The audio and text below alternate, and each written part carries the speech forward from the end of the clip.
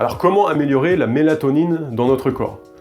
La première chose à savoir, c'est que le fluor déséquilibre et calcifie la glande pinéale qui, elle, convertit la mélatonine pour nous aider à dormir.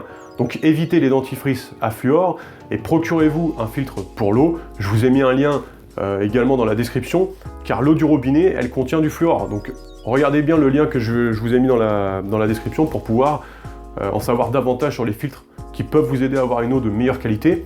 Exposez-vous également au soleil durant la journée pour augmenter votre apport en vitamine D, qui elle est l'opposé en fait de la mélatonine. Donc la journée, on évite de créer de la mélatonine grâce au soleil, puis nous rechargeons notre mélatonine qui elle est comme un petit peu éteinte pendant la journée grâce au soleil. Puis en fait le soir elle est déclenchée par l'obscurité, et si on ne s'expose pas assez au soleil, la mélatonine elle va être bien moins importante dans l'organisme le soir au moment de se coucher. Réduire le stress aussi au maximum en allant se balader par exemple en forêt, en faisant de la respiration et de la méditation consciente, en faisant une activité physique, parce que si vous voulez, le stress, il bloque encore une fois la production de mélatonine.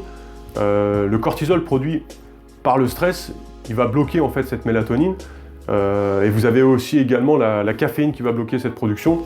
Donc tout ça, c'est à prendre en compte. Éteindre aussi les lumières quand on va se coucher, c'est important.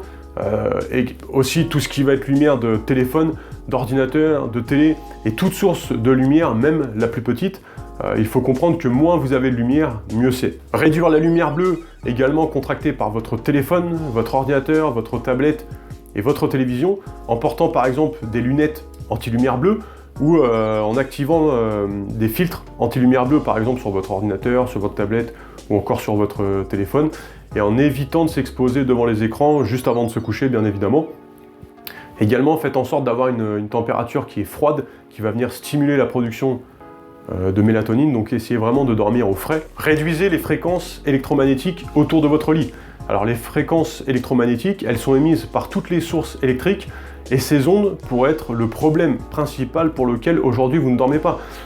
Si vous voulez, elles sont émises à partir du moment où n'importe quelle électrique ou lumière est branchée.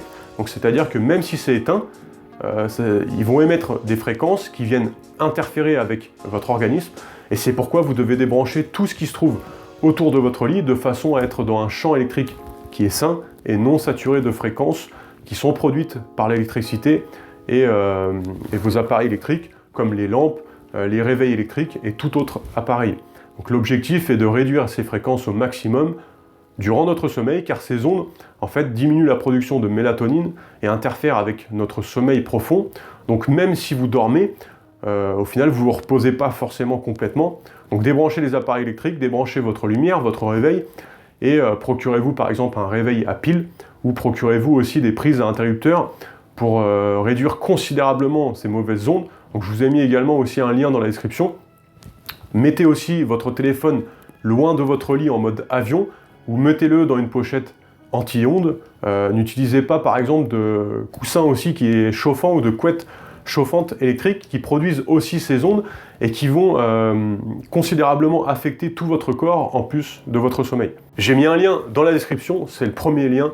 Cliquez dessus et inscrivez-vous maintenant. Vous recevrez un petit guide que j'ai créé spécialement pour vous, et je vous détaillerai aussi la méthode que moi-même je mettrai en place dès maintenant si j'aurai des problèmes de fatigue et d'énergie. Vous retrouverez aussi sur le deuxième lien dans la description un accompagnement complet si vous voulez que je vous accompagne personnellement. Vous retrouverez aussi dans la description les liens vers les éléments que j'ai recommandés dans cette vidéo. En attendant, moi je vous souhaite une excellente journée et je vous dis à bientôt dans une prochaine vidéo.